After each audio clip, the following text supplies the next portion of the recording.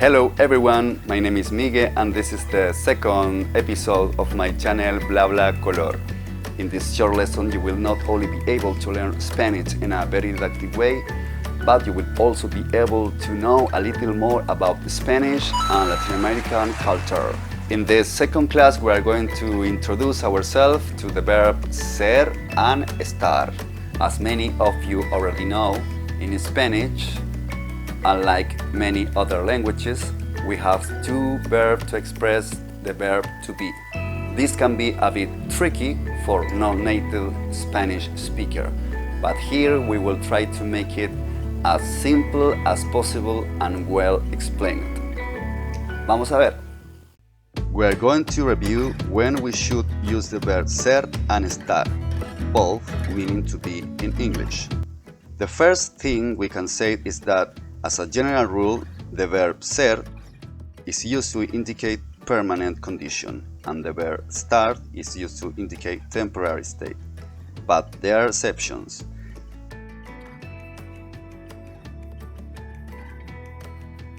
We are going to see the most frequent use of the verb ser. We use ser to identify ideas, things, or people. I am Miguel and this is my channel. Please subscribe. Yo soy Miguel y este es mi canal. Por favor, suscríbete.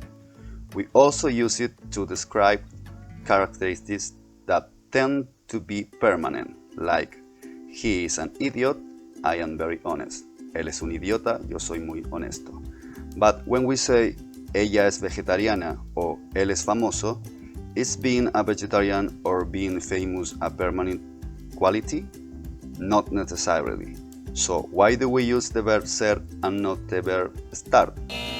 This type of confusion can make you want to forget Spanish forever. But don't worry, to make it easier for you to get this rule, instead of talking about permanent characteristics, I prefer to talk about adjectives that define a person, that are part of their identity. We use ser to indicate the time, the hour, or the date. Today is Friday, and it's already too late. Hoy es viernes y ya es muy tarde. And we also use ser to locate an event in space and time. The conference is at the university. The party is at my house. La conferencia es en la universidad. La fiesta es en mi casa. Finally, we use ser to indicate the material and the possession of something or someone. The house is made of wood. The house belongs to my girlfriend. Now, we are going to see how the verb ser is conjugate according to the pronoun. If you have seen the previous lesson, then you already know the personal pronouns. Now you will get to know the conjugation of the verb. Yo soy. Yo soy chileno. Tú eres. Tú eres muy tacaño. You are very mean. Él, ella, usted es. Él es alto. He is tall.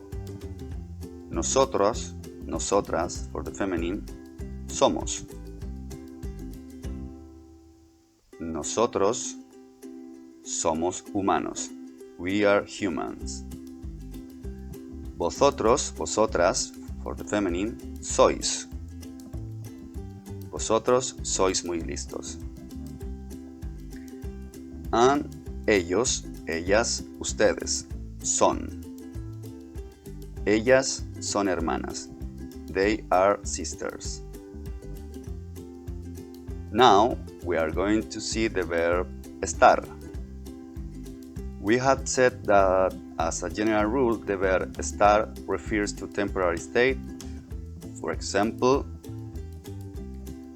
adjectives that express temporary moods. They are sad.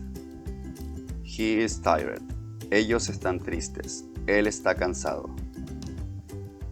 What else? Situation and temporary state. We are on holidays. This beer is very good. Nosotros estamos de vacaciones. Esta cerveza está buena.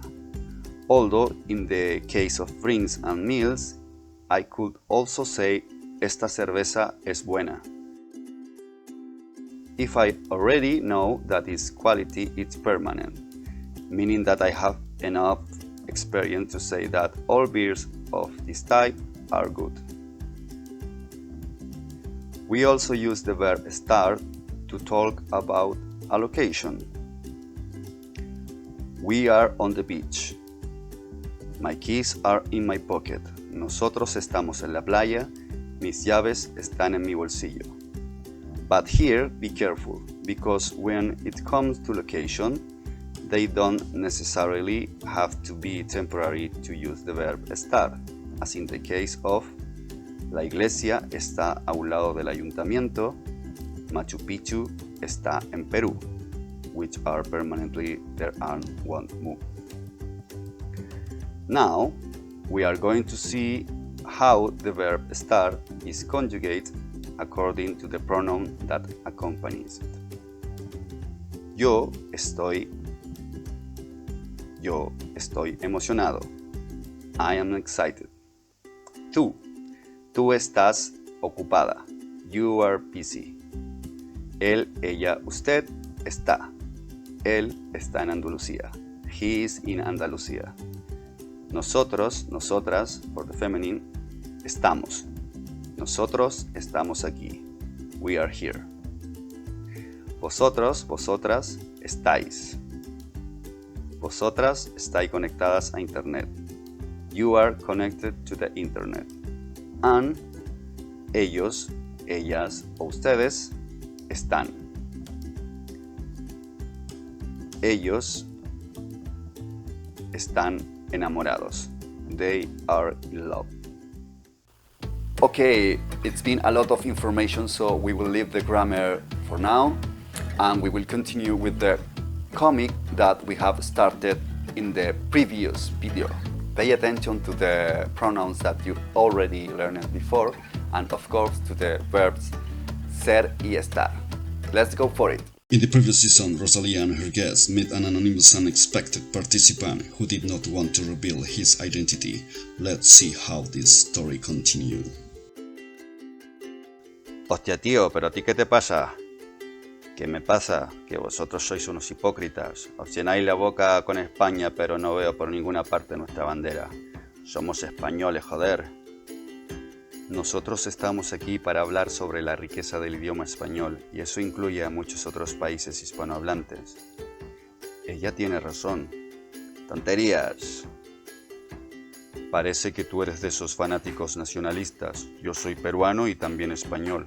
¿Tienes algún problema con eso? Joder, macho. Vamos, Sergio, tú estás de mi parte, ¿no? Sergio está con nosotros. ¿Estoy equivocada, Sergio? Esto es un poco incómodo. ¿Por qué no nos dices de una vez quién eres, tío? Sí, Rosalía está en lo correcto, porque ella es muy lista. Estáis todos equivocados. Creo que nuestro amigo se ha equivocado de reunión. Además es un cobarde que no se atreve a decirnos su identidad. ¿Quieren saber quién soy? Soy el español más español del mundo.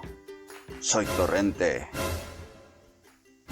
Well, we have finally found out who was this annoying guy who was bothering Rosalia and her guests. Have you paid attention how they use the verb ser and estar?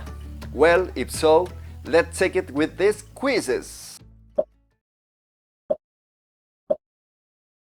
Ahora que estamos tan a gustito, tan a gustito, tan a gustito, tú ves. Ahora que estamos tan a gustito.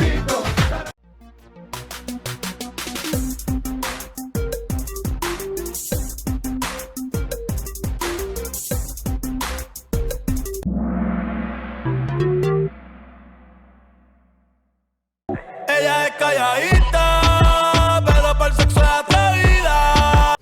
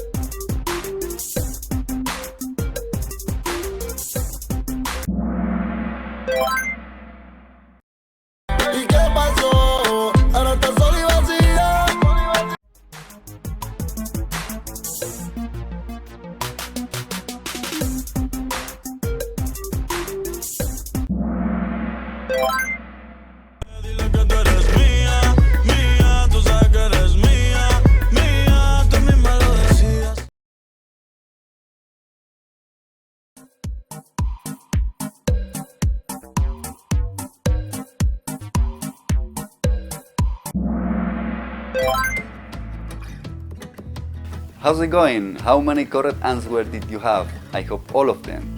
But if not, as you know, you just can replay the video and try again.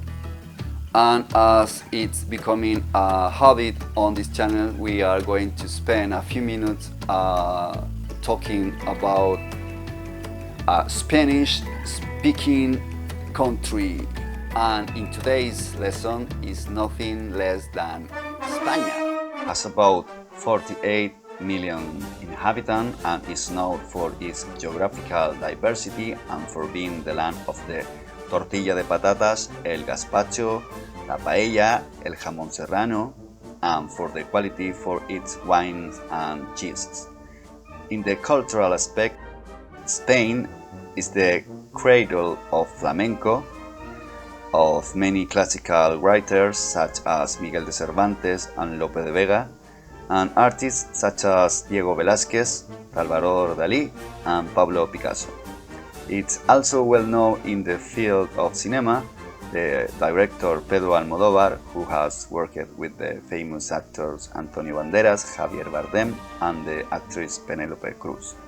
In the sports field, surely many of you know the biggest football teams, Real Madrid and Barcelona, and of course the city of origin of both teams. Finally, to talk about Spain, we will need more than one episode, so we will return to this country in the future to talk about the characteristics of its different regions. And that's been it for today. I hope this lesson has helped you to resolve your doubts. Subscribe to my channel and we will see each other in the next episode.